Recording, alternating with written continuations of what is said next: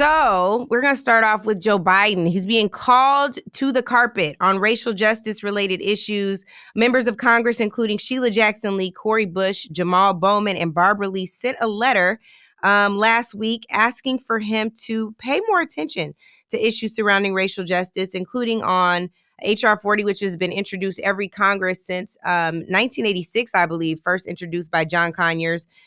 Voting rights, banned books, recognizing that the United States has a moral obligation for reparations as well.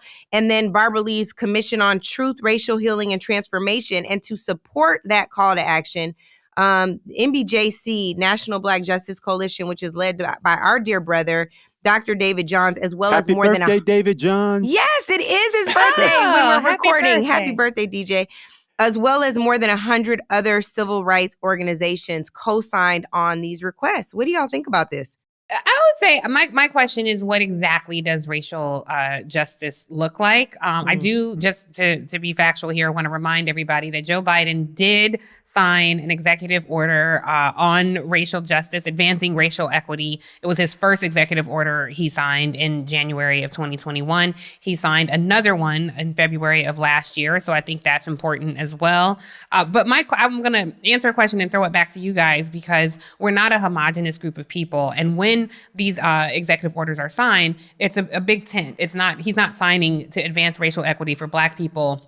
It's this designed to it cast a wide net to include a lot of people, which I think is absolutely fair and appropriate. But what exactly, what are the tangibles that we're asking for? And I think some people don't realize that in order to achieve true racial equity and racial justice, it requires cooperation from the state and local governments. That is a huge point. It requires a commitment from territorial and tribal governments.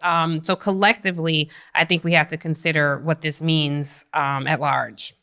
You know, one thing, I just want one point of clarity. Sorry, Andrew. I want to make sure that I'm clear about this. They aren't asking for the equity order executive action that he initially did. This is calling for specific action that is in alignment with some of those bills. So the reparations pieces, the banned books piece, this is Voting Rights Act, the John R. Lewis Voting Rights Act. Because why? Congress is taking no action. So they're pleading with Joe Biden to step in where Congress has dropped the ball. Sorry about that, Andrew. Just wanted to clarify that. No. I think, what I was going to say, I think there may be 10 pieces of legislation that they are referencing back to in this letter. The problem is it doesn't appear, at least in my humble opinion, that Congress is taking any leads from Joe Biden. They're not taking any leads from Democrats in Congress who, frankly, after the results of the election, 2 weeks ago, Republicans only have 2 votes, two members of their caucus that they can lose on any vote in order to move anything. Tiffany brought up a really great point, which is local and state governments needing to also contemplate, and better than contemplate, take action in furtherance of racial equity. And we know in some parts of this country, that conversation will get zero seconds.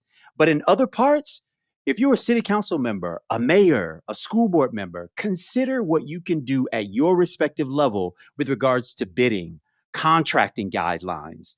I'll give you one example. When I was in Tallahassee City Commission, we had a guideline that required, in order for you to compete to do bond work, which is multi-millions, billions, trillions of dollars moving, you had to have been around 30 years, 40 years in the business. Well, who wasn't in the business for 40 years ago? Right. 40 years ago. Right.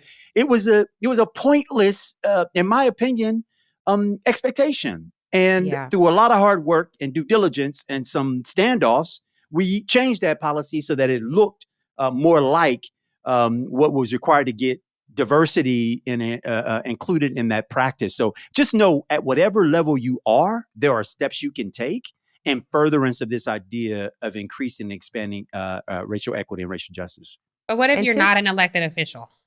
You can advocate. You can advocate, raise your voice, go down and ask. And guess what? You might not even meet a resistant audience. You might meet people who just never considered what it might mean to have to expect for somebody to be in business 40 years in order to do business with you. Right. And just ask the question. Sometimes by just asking the question, you can move some of this stuff.